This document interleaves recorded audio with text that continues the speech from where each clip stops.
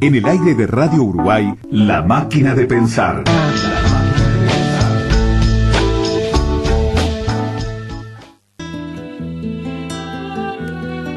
La luna corría en su rastro, el tiempo ya la pasó. La niña movía la barca y el gallo cantaba en su cruz, el gallo cantaba en su cruz. El tiempo se hizo cometa, la tumba la destruyó y ella vuelve cada mañana y él no volverá y él no volverá. Cambia de rumbo siempre que puedas, cambia de rumbo hasta que puedas. Cambia de rumbo, no, cambiamos de rumbo, no, seguimos en el mismo rumbo. Y amigos en La Máquina de Pensar, ¿cómo están? Bienvenidos a La Máquina de Pensar, bienvenidos a Radio Uruguay. La que decía de cambio de rumbo, la que estaba planteando un cambio, era Melanie Martínez y el tema se llama Piel de Miel. No, Samba Paraíba. Se llama Paraíba, Samba Paraíba, claro, Samba Paraíba, exactamente. Es el plural. ¿Cómo andas, Melanie? Bien, ¿y tú?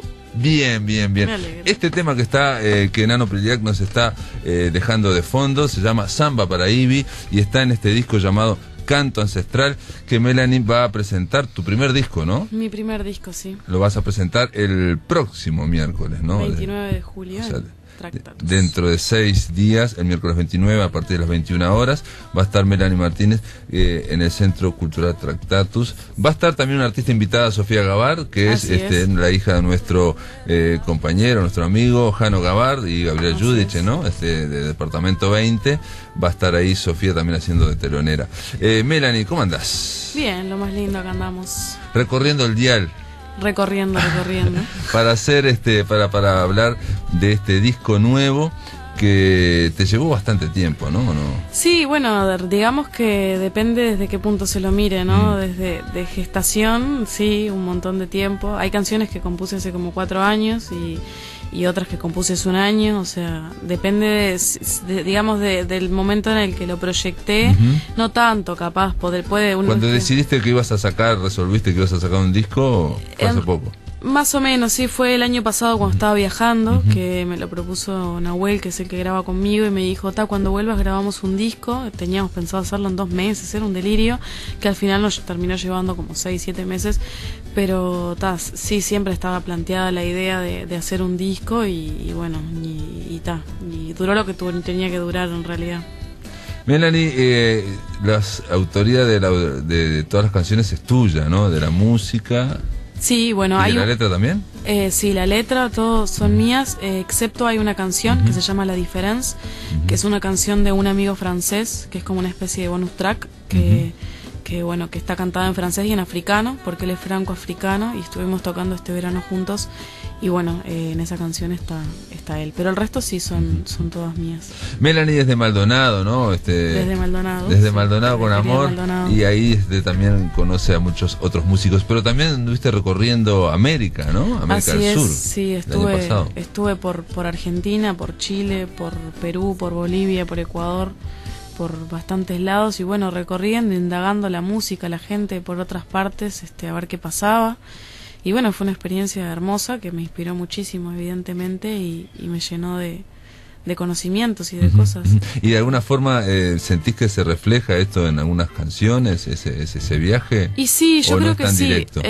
Hoy me preguntaban el significado de canto ancestral, y yo comentaba de que para mí como que el nombre de la palabra en realidad hace alusión como al viaje del pasado y del presente, que es como que canto ancestral suena a canciones del pasado, ¿viste? Suena sí, como que es algo y totalmente... parece algo como incaico o algo, claro, digamos, parece como algo incaico, claro, sí, uno dice no, canto ancestral. parece más bien el latinoamericano, claro, ¿no? Claro, pero en realidad lo que yo le digo a todo el mundo es que en realidad es una mezcla entre, es como que bueno, que eso pasado vuelve al presente, Y en realidad es el eterno viaje, el movimiento de eso, ¿no? Es como el pasado, el presente, que es como yo le decía, por ejemplo, yo canto una canción y en realidad estoy haciendo alusión al pasado, porque es algo que yo compuse en un momento pasado. Sí, claro, pero sin embargo lo estoy trayendo hacia el presente y no por eso significa que esté volviendo al pasado, sino que estoy generando una instancia. Y es como el constante viaje ese de ir y venir, ¿no? Y de alguna forma todo arte hace eso,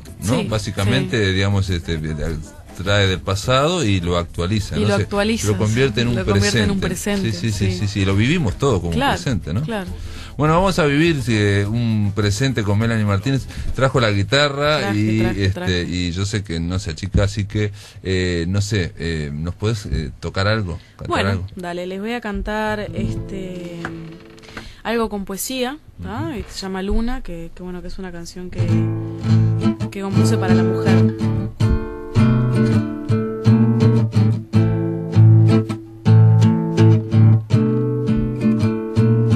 Mujer que rompes mis cadenas, me liberas del temor y de la ciencia. Estás a cargo de mis ojos, tu mirada retumba en los míos para despertar del cielo sumiso.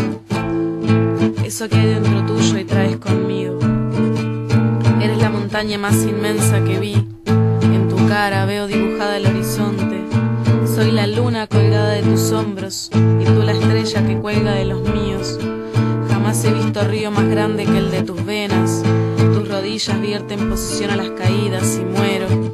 Muero de solo pensar que eres el brillo que acompaña mis días. Muero imaginándote luna. En el cielo te veo desnuda. Eres más bella, limpia y abundas. El cielo te enaltece, te mece y pretende. ¿Sabes algo, mujer, estrella y luna? No te vayas nunca y vete siempre. Luna, luna, lunita, lunita del sol. Luna, la niña bonita, bonita del sol. Luna, ay, luna. De lejos te pido energía para mi interior.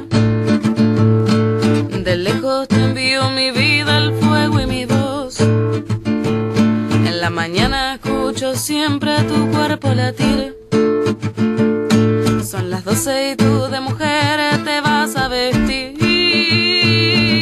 Cuerpo de mujer, cuerpo de bendición.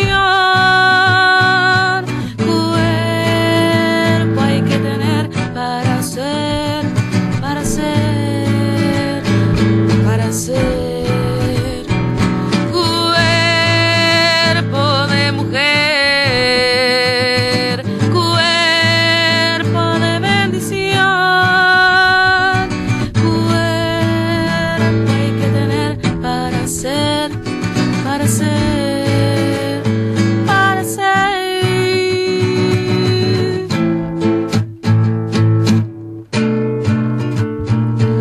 Luna, luna, lunita, lunita del sol.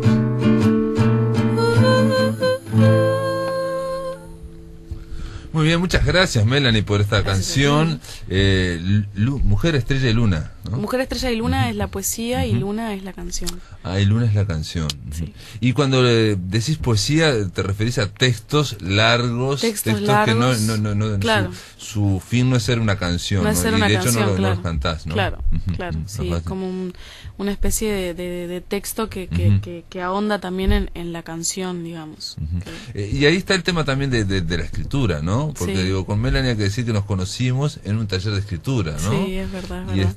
Y tiene que ver con otro viaje, ¿no? Con otra investigación que está por fuera de la musical, me parece, ¿no? Sí, Son sí. dos Son dos viajes artes diferentes, pero bueno, en mi caso como que no tuve otra que unirlas porque me parecían como muy para mi mundo eran como muy que las necesitaba juntas, no sé, viste que uno es ¿Y como de que... chica vos escribías canciones o escribías otras No, cosas? en realidad en mi camino en el arte empieza en el teatro. Mirá. En el teatro, sí, fui viajando de un lado al otro. Siempre desde muy niña hice teatro y bueno, y de ahí la música empieza a partir del teatro, que bueno, que me invitan a participar de un grupo y yo dije, bueno, voy a indagar en el canto y bueno, ahí fue cuando empezó la música. Yo siempre escribía, pero era algo como más para mí, ¿viste? Esa cosa que uno escribe de cosas. Sí, digamos, como de descarga. Y bueno, y de ahí nada, empecé escribiendo, de ahí se une la música y bueno, y en un momento no sé decir en qué momento exacto, pero claro, empecé como a componer canciones y bueno, y en realidad un poco la escritura nace de que yo escribía y compartía cosas y bueno, después una editorial me propuso escribir como un mini libro de poesía. Publicaste un mini libro de poesía, vi, sí, ahora, sí. ¿no? En febrero del año pasado, en realidad, y Día para pescar un sueño. Pescar un sueño. Es un mini libro chiquito en realidad. ¿Qué, pero de Trópico no? ¿Cómo se llama? De Trópico Sur, sí. Bueno, Trópico Sur es una editorial muy seria, digamos. Y saca mini libros precisamente. Sí, ¿no? sí. Bueno, fue como esa propuesta que en cierta manera me dije, bueno, tal vez si a alguien le gusta, no sé, como que tal vez tenga algo para transmitir.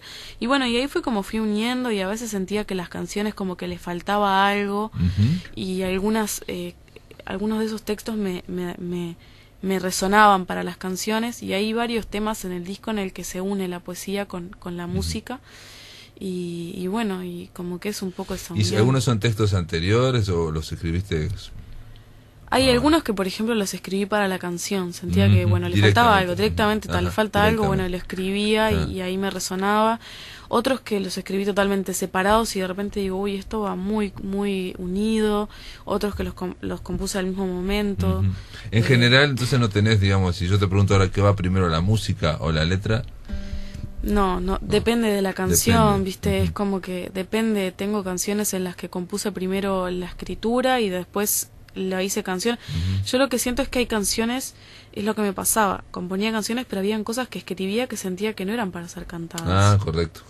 Entonces cuando veía para que leídas, eran para ser leídas y habían cosas leídas que sentía que eran para compartir, habían otras que no.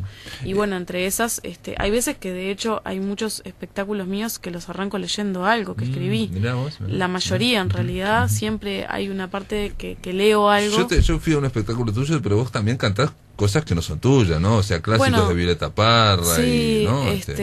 Justo en ese canté bastantes temas de Violeta. Fue como que volví de Chile y estaba avioletada. Claro. Pero bueno, en este caso... No, que te acerques un poco al micrófono. En este caso presento más que nada los temas de canto ancestral y voy a cantar un tema así que habla sobre... Me encanta, en realidad es un poco... Yo viajo mucho con los poetas y en realidad es Alfonsina y el mar. Alfonsina, que es la historia de Alfonsina Storni. Tremendo tema. Y es como un tema que va con la onda del disco. En este caso no voy pero sí, me encanta temas así de Violeta, de Atahualpa Yupanqui, de toda esa índole latinoamericana. Mercedes Sosa, digamos, los temas que canta Mercedes Sosa, ¿no? Claro, los temas que canta Mercedes Sosa, todos esos temas. ¿Te gustaba Mercedes Sosa? ¿Te gusta? Me encanta. Sí. Numa Moraes una vez me dijo, me dijo a mí, pero lo dice en muchos lados, que cuando él lee un texto de una poesía de otros, ¿no? Él dice que ya el texto al leerlo ya trae la música. Claro. Mira. ¿En tu caso te pasa o digamos con textos que escribiste vos, que vos dices esto ya trae una música o esto te sugiere la música? Puede ser, depende de cuál. Hay algunos que me sugieren, hay otros que no, que capaz que, a ver, puede sugerir una música, pero no tiene por qué ser precisamente cantado, ¿no? Claro. Porque es diferente. Sí, para mí la mayoría de las poesías te sugieren una música, las poesías, los textos. Sí, tiene su música, ¿no? Sí, tienen como, es que es como yo digo, para mí el arte es uno solo, de alguna manera todo se puede llegar a unir. Hay cosas que siento que no, que directamente no son para ser cantadas. Sí pueden tener una música, eso sí, ya traen como consigo una música. Y decime, cuando escuchás, digamos, cuando en realidad la música no se nutre solo de música, igual que la literatura no se nutre solo de literatura, digamos, se nutre, digo, de muchas cosas, el arte, obvio, ¿no? Obviamente, obvio, y de por otras. Supuesto. Pero, ¿qué música escuchás normalmente? Bueno, depende la época. Tuve mucho tiempo escuchando música brasilera, me encanta mirá. la música brasilera. ¿Porque estuviste en Brasil en otro momento? Estuve en Brasil sí, también, sí. bueno, sí, hace como 6 Es años. un país musical, ¿no? Sí, es un país totalmente musical, me encanta la música brasilera, me encanta la armonía de las canciones de Brasil y también siento que en cierta manera son las escrituras son muy lindas. Y bueno, y después me encanta todo eso, Mercedes Sosa y Violeta Parra, lo que nombrábamos recién, me encanta todo el palo. ¿Y de Uruguay? Bueno, de Uruguay, admito que no soy tan fan del candombe, o sea, a ver, me gusta. Sí, no pero digo, no es lo... Igual me encanta el folclore, me gusta, pero está, no. No, pero me refiero, por ejemplo, del folclore uruguayo hay mucha gente, digo, y hay grandes. Hay mucho, sí, he gente. escuchado un montón, cantautores, me encanta, hay una gama de cantautores re lindos que me gusta lo que están haciendo. Allá en Maldonado también debe ser por el entorno en el que estoy, que hay como varios cantautores que me gusta mucho lo que están trabajando y me encanta, que son, bueno, Nahuel, que es uno de los que toca la guitarra conmigo, Corea, César, que me encanta. Perdón, ¿Nahuel también es de Maldonado? Ajá. Nahuel es de Maldonado, que es como el que produjo toda la parte musical, Nahuel Bentancur, y eso, toda la producción musical y todo un montón de cosas que aportó muchísimo, y es el que toca las guitarras y bueno, también es compositor. Y perdón, ¿y te va a acompañar Nahuel en la presentación? Nahuel me acompaña, acompaña Bruno Repeto, que también es otro compañero que hace como 4 años que tocamos juntos, y Nacho Mateu. Muy bien, Melanie, entonces felicitaciones, la mejor de las suertes. El miércoles que viene, 29 de julio, a las 21 horas, presenta Canto Ancestral, Melanie Martínez, y vamos a despedirte con un tema de este disco llamado El Mar se Escapó, ¿no? Antes de que se escape Melanie. Compuesto en Valparaíso, Chile. Bueno, muy bien, muchas gracias por estar. Gracias a ti.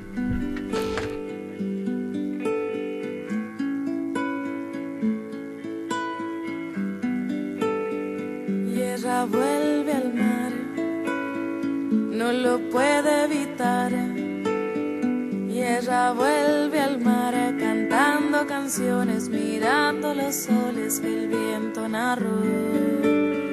Y ella vuelve al mar con diversa pasión, se viene el coraje, da vuelta a la hoja del viento el dolor. Y ella vuelve al mar, es el fin del amor, el fin de las eras, sortilegios y penas que el tiempo narró. Y ella vuelve al mar, de tarde, de orquesta, de vientos y grietas, de gritos mundanos, y el mar se escapó. Y el mar se escapó.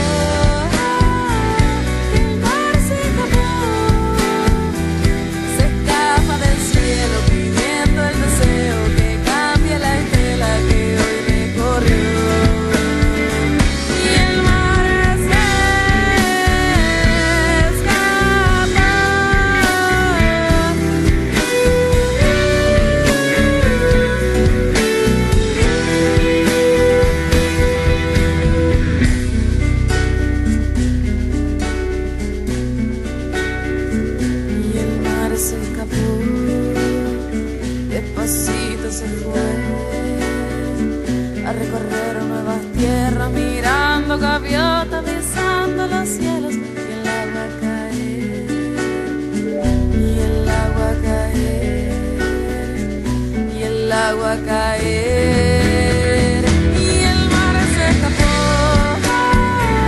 y el mar se escapó,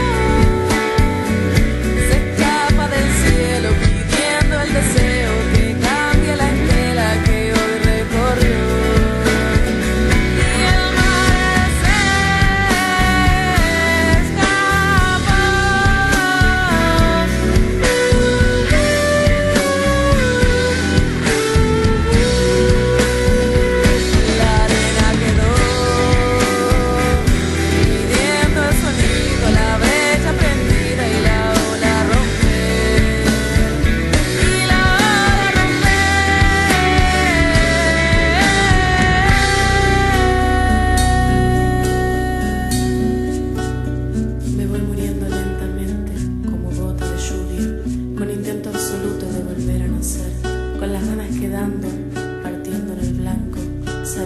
que un día de esta agua de beber, de esta agua de beber, de esta agua de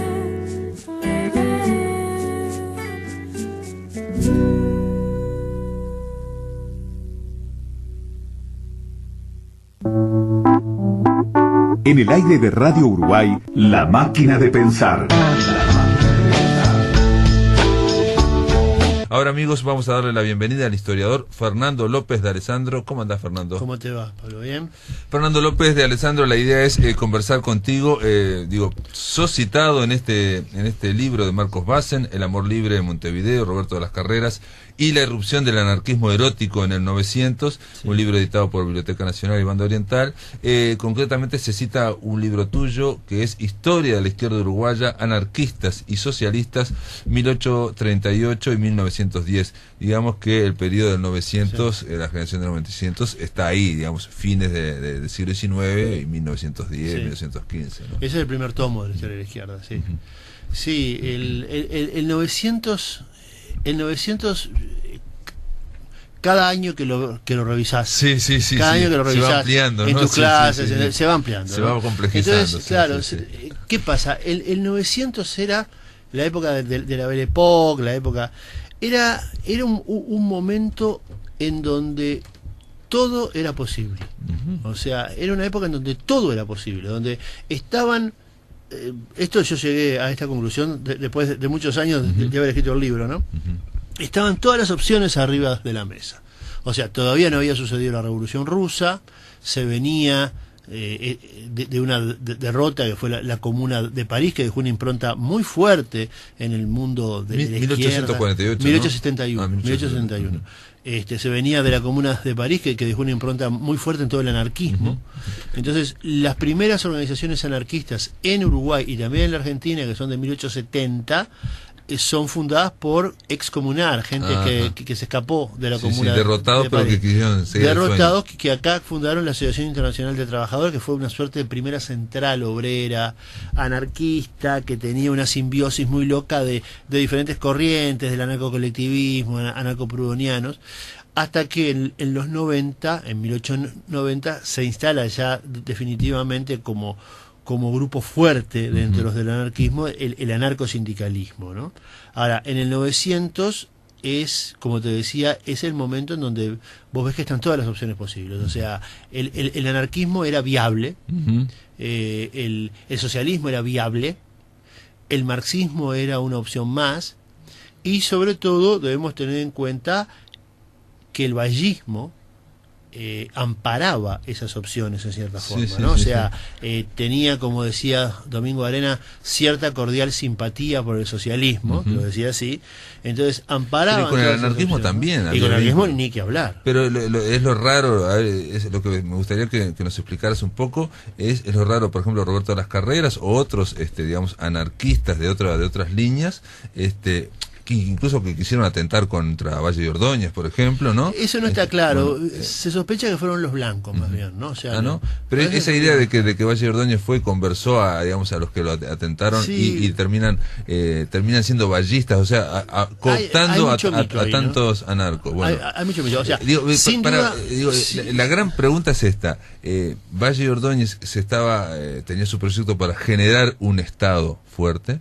Ya estaba ese Estado fuerte. Bueno, iba a desarrollarlo. Sí, eso sí, desarrollarlo socialmente. Socialmente, ¿no? Y sin embargo, los anarquistas que propugnan lo contrario, digamos, consigue la simpatía de ellos. Sí, hay una cuestión muy compleja de analizar. Yo eso lo veo en mi segundo libro, que se llama La Izquierda durante el vallismo, que analizo todo este periodo. El punto es el siguiente.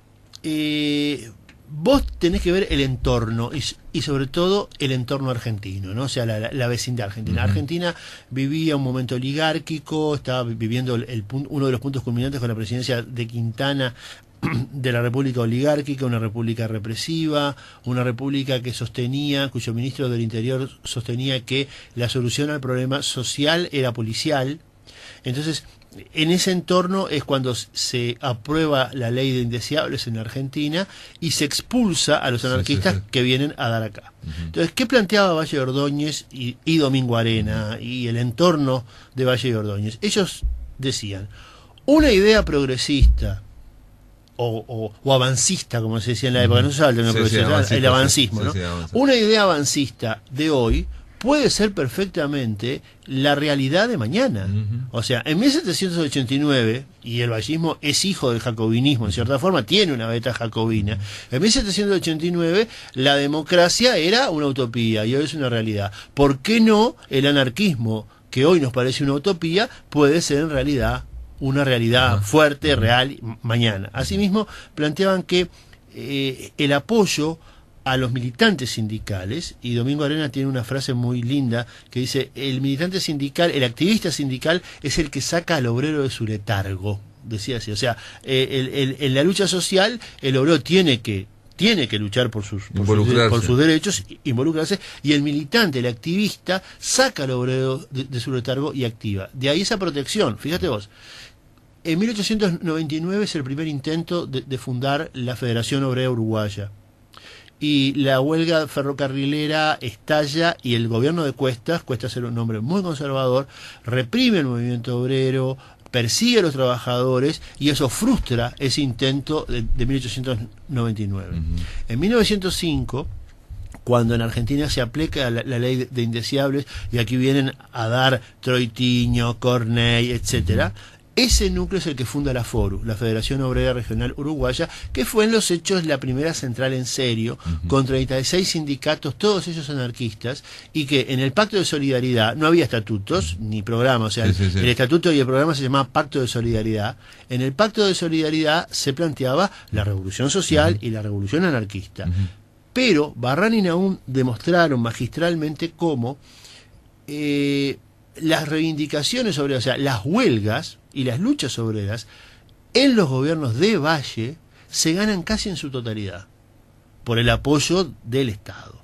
Lo que no quiere decir que no haya habido una fuerte lucha obrera al respecto. Ahora, lo que te quiero plantear es que en ese entorno, en donde el anarquismo además asume como válido el reformismo y las reformas, porque las reformas, por ejemplo, las 8 horas, decían los anarcos, nos permiten tener más tiempo para luchar por la revolución. Y por ejemplo para imprimir libros y para imprimir literatura y clásicos literarios para que se formen nuestros militantes. O sea que en 1905 hay esa novedad en Montevideo, ¿no? Esa en realidad, sí, esa es la novedad sindical, ¿no? O sea, hay una gran novedad en Montevideo que es en 1894, que es el Centro Internacional de Estudios Sociales, que está donde está hoy el Teatro La Máscara. Y vinculado a Florencio Sánchez. Por supuesto, por supuesto. El Centro Internacional de Estudios Sociales, que ahora tuvo un revival. Hay una página web del Centro Internacional de Estudios Sociales donde está el Teatro La Máscara. Arriba tuvimos la suerte de encontrar hace muchos años la biblioteca de la FORU, que está allí. ¿Y dónde está el Teatro La Máscara? Está en Río Negro, entre Canelones y Maldonado. Ahí funcionó el Centro Internacional de Estudios Sociales y ahí se fundó la FORU y el edificio está. Vos podés ir y ver en un edificio Art Nouveau muy lindo, construido por los trabajadores, que arriba en el frontispicio dice Ateneo Popular. O sea, entonces, claro, la primera novedad fue esa. Y desde el Centro Internacional de Estudios Sociales, donde la ideología anarcosindical es hegemónica, se hacen todas las líneas que 11 años después lleva a la fundación de la Federación Obrera Regional Uruguaya. O sea, hay un movimiento sindical estructurado, que en su momento fue bastante poderoso durante la presidencia. Y con los intelectuales, porque también generan un circuito de libros y digamos, de mercado de libros, ¿no? Claro, o sea, los intelectuales que se reunían en el Polo Bamba, en un bar que se llama el Polo Bamba, no, o sea, el Polo Bamba estaba cerca de la Plaza Independencia, donde se dan las grandes discusiones anarquistas. Los intelectuales del 900 era muy raro que o no pasaran por el anarquismo o no tuvieran algún vínculo de alguna forma con anarquistas. Era muy difícil. Por ejemplo, un caso paradigmático que yo siempre pongo es Frugoni. O sea, Frugoni empieza su carrera intelectual y su carrera militante como anarquista. Tiene un poema que habla de del emblema de justicia que es la anarquía, que los anarquistas cada 2 por 3 se lo publicaban en la prensa para recordarle su pasado, ¿no? Pero, y los otros tipo Baferreira, Rodó, Baferreira y Rodó no, Rodó siempre fue un hombre de prosapia conservadora, pero Julio Rey y Resí sí tuvo vínculos, amistades, amigos, igual que Baferreira. Y el otro paradigma, digamos, los 3 grandes intelectuales que salen del anarquismo son Frugoni, que luego derivó al socialismo en 1904, luego de haber peleado en la Revolución del 4, peleó con el gobierno, con el Partido Colorado. El otro intelectual que sale de ahí, después que escribe las cartas de un flojo, Florencio Sánchez, que era un hombre del Centro Internacional de Estudios Sociales, un hombre que estrenó sus obras en el Centro Internacional de Estudios Sociales y que además hacía pequeños sketch, horitas muy cortitas, sketch muy cortitos, donde planteaba la problemática social del momento. Algunos los hemos rescatado de la prensa obrera de la época. Y el tercer gran intelectual es Ángel Falco. O sea, Ángel Falco, que fue el gran poeta anarquista, que fue el que lideró un poco la huelga de 1911, es la primera huelga general de la historia uruguaya, es el tipo que le habla a Valle en el acto de la Plaza Independencia y que plantea, bueno, las reivindicaciones obreras como tales, ¿no? Y allí estaba también Roberto de las Carreras. Muy bien, amigos, después de la pausa continuamos aquí hablando sobre el anarquismo y los intelectuales del 900 con el historiador Fernando López de Alessandro. En el aire de Radio Uruguay, La Máquina de Pensar. Continuamos, amigos, aquí conversando con el historiador Fernando López de Alessandro. Él es autor de Historia de la Izquierda Uruguaya, Anarquistas y Socialistas, 1838-1910. Nada, quedó planteado, Fernando, en la otra, esos vínculos con el anarquismo de Roberto de las Carreras y toda lo que sería la parte no anarco-sindicalista o sindicalismo, o la idea política muy constreñida que tenemos a veces, sino esa cuestión más amplia de, por ejemplo, el amor libre o el vegetarianismo, ¿no? El ser vegetariano. El naturalismo. El naturalismo. Mira, fue una época, sin idealizarla, por supuesto, fue una época en donde se presentaron las transgresiones, ¿no? O sea, la primera gran transgresión fue el vallismo. La transgresión, digamos, al orden burgués. Claro, al orden burgués establecido, al orden oligárquico establecido. O sea, la primera gran transgresión fue el vallismo. O sea, Valle de Ordóñez fue transgresor, un gran transgresor. O sea, fue un tipo que transgredió los límites de su propio origen social. Él era un hombre del patriciado, ¿no? Entonces fue una época en donde las transgresiones aparecieron, se instalaron, estaban.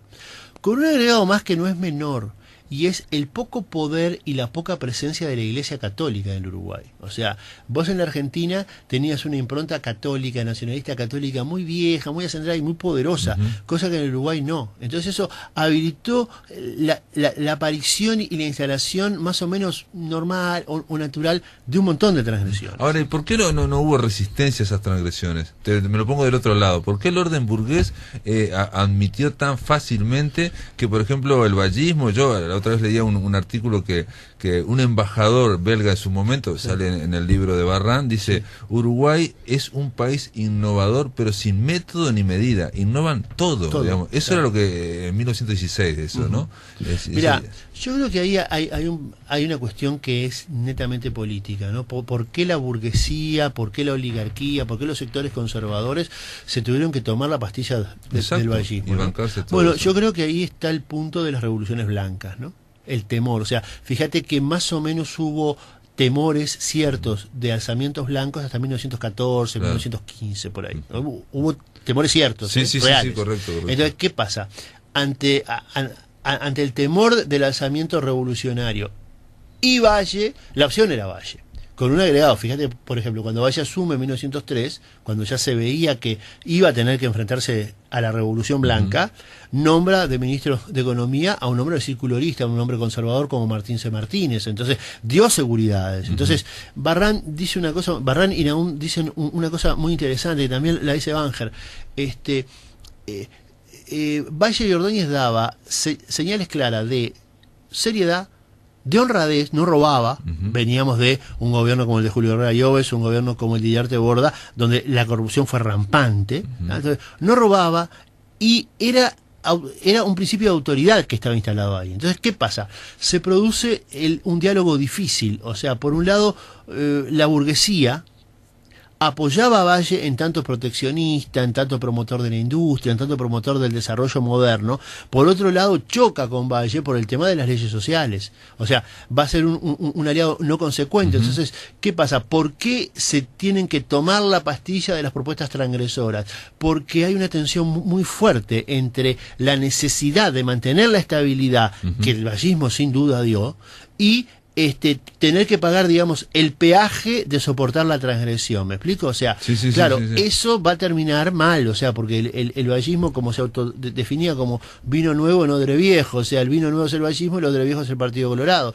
Y esa es una tensión que el vallismo nunca pudo resolver y que terminó transformando a la larga el vallismo en una cosa muy conservadora, pero eso es muy a la larga, ¿no? O sea, pero en el momento todos tienen que aceptar la transgresión como el peaje de la estabilidad.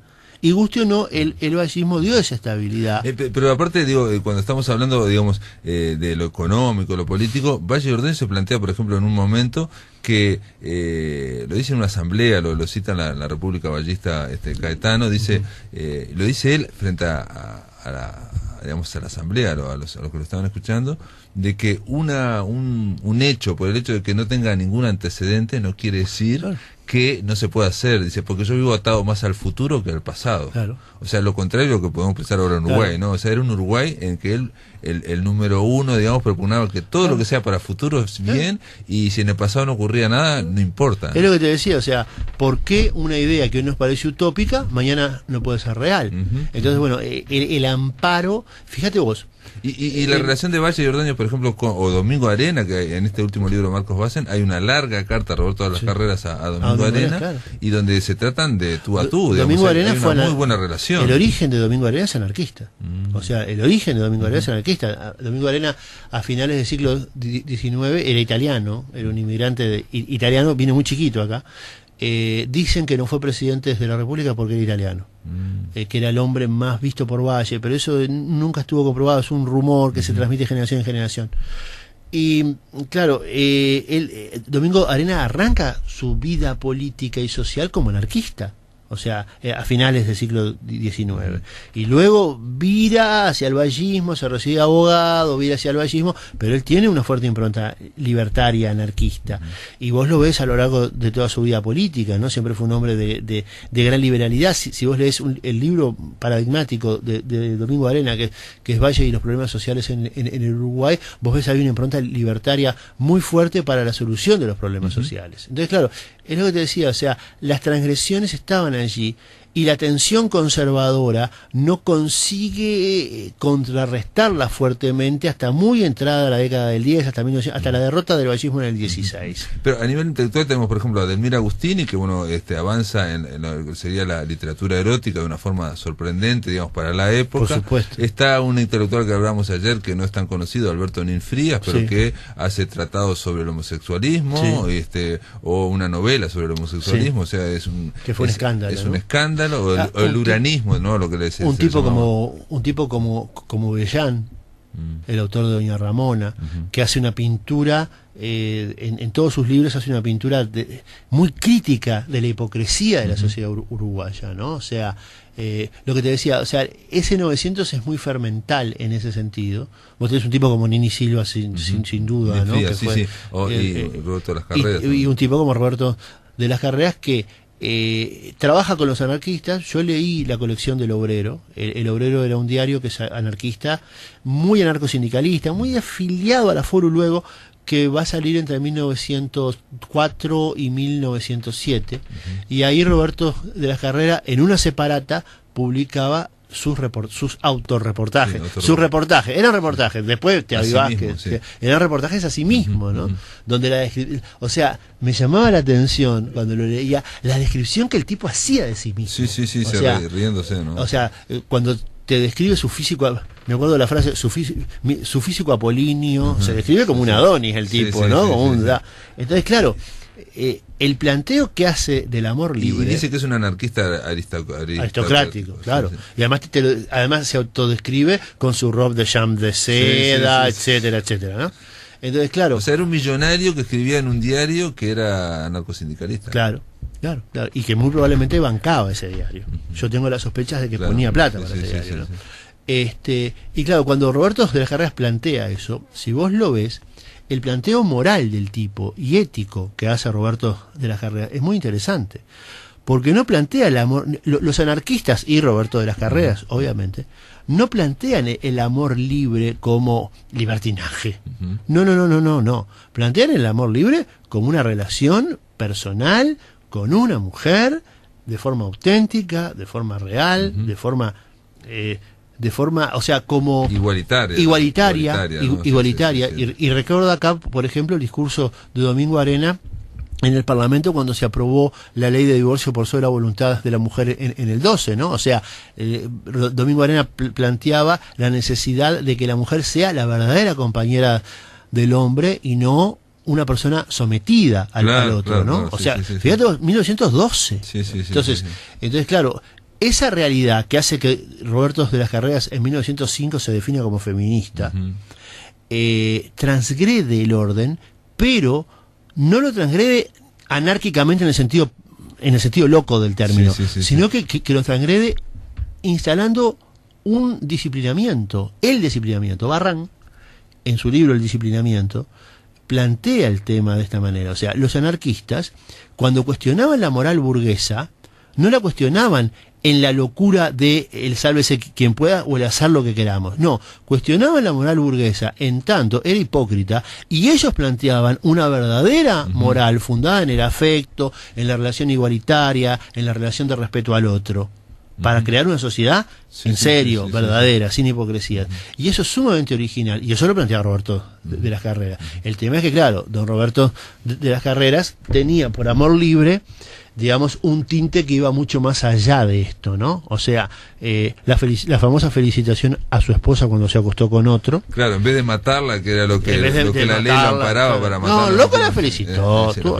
Y eso provocaba, obviamente, un escándalo. Provocaría ahora un escándalo, y bueno, en ese momento cuando le pegaron el tiro, porque el esposo lo encontró o sea, estaba con una señora que era casada, y el esposo engañado le pega un tiro, no lo mata, pero lo hiere. Y anda con el chaleco con el agujero de la bala mostrándose por la calle Sarandí, por el Boulevard Sarandí, ¿no? Boulevard Sarandí. Bueno, no sé, Fernando, para ir redondeando, te agradezco, digamos, por favor. El tema de Roberto de las Carreras y el tema del anarquismo. Quedó muy claro lo del disciplinamiento, digamos, ¿no? Quedó muy claro de que de alguna forma ellos no querían en el sentido de viva la pepa, sino de instaurar un orden, ¿no? Va a ser muy interesante cuando más adelante, en 1913, alguno debe haber leído a Freud. En La Batalla, que fue un gran diario anarquista que salió acá, sale inclusive hasta un análisis de la sexualidad de los uruguayos, en donde consideran que la hipocresía y la falta de amor libre dicen que hace que la sociedad uruguaya sea una sociedad histérica. Histérica y reprimida. Muy bien. Ahora vamos a dar un breve contacto con Víctor Guichón. Víctor, ¿estás ahí? Hola, Pablo, ¿qué tal? ¿Cómo estás? ¿Qué haces, Víctor Guichón? Bien, acá estaba escuchando atentamente la conversación esta. Muy interesante, Fernando López de... me traía a cuento un libro que se llama Las tendencias del anarquismo, donde el autor expresa de que el anarquismo en sí mismo es el orden total. Claro. Totalmente lo contrario a lo que Vox Populi se habla de que es el caos. Claro. Que si uno va a la etimología y al significado propiamente, son dos cosas totalmente opuestas, el anarquismo al caos. Pero claro... Pero frente al orden burgués, digamos, parece que la anarquía es como la destrucción, el caos total, ¿no? Cuando en realidad es el orden y el respeto entre la gente. Con Víctor Guichón, queríamos hablar con vos unos minutos, simplemente. El poeta Víctor Guichón, vas a hacer un recital mañana. Sí, mañana un recital de poesía. Se llama recital de poesía porque, bueno, retomo la idea de estar solo, recitando y no leyendo los poemas, ¿no? Generalmente yo tengo ya un tiempo en recitaje con músicos que estructuran las músicas específicamente para cada poema. En esta ocasión vuelvo a la palabra y la voz para poder recitar y decirle a cada espectador un verso en la mirada, ¿verdad? Muy bien, Esa Víctor idea. Guichón, de alguna forma, digamos, abandonás la música, por lo menos en un paréntesis, y te largás solo. Esto va a ser en la cava del restaurante Blanes, en Blanes Sí. y San Salvador. La entrada es 100 pesos, incluye un librillo, lo que recita el poeta, ¿no? Sí, es un poco emulando aquello de lo que canta la murga. Es un librillo que lo hizo Clevi Ferreira, que fue también el que hizo el afiche, y que es impresora de Florida. Obviamente siempre trabajo con la gente del pueblo. Siempre con la gente de Florida, porque Guichón es floridense. Esto mañana, viernes 24, entonces dijimos restaurante Blanes, Blanes y San Salvador, ¿a partir de qué hora? A las 9 de la noche. A las 9 de la noche. Bueno, están todos invitados para ver la última producción de Víctor Guichón. Víctor, te mando un abrazo grande. Fernando López de Alessandro, gracias de nuevo por ayudar a terminar, digamos, de alguna forma, ampliando esta semana dedicada a Roberto de las Carreras. Comenzamos hablando del anarquismo en general en el siglo XIX con Leandro Delgado, y terminamos con Fernando López de Alessandro también hablando del anarquismo y del vallismo. Amigos, se terminó La Máquina de Pensar. El lunes continuamos a partir de las 20 horas por Radio Uruguay. Que lo pasen muy, pero que muy bien.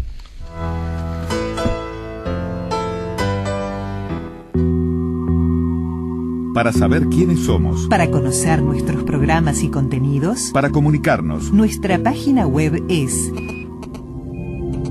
www.radiouruguay.com.uy. Para Uruguay y para el mundo. Estés donde estés, Estamos contigo. Radiodifusión Nacional del Uruguay.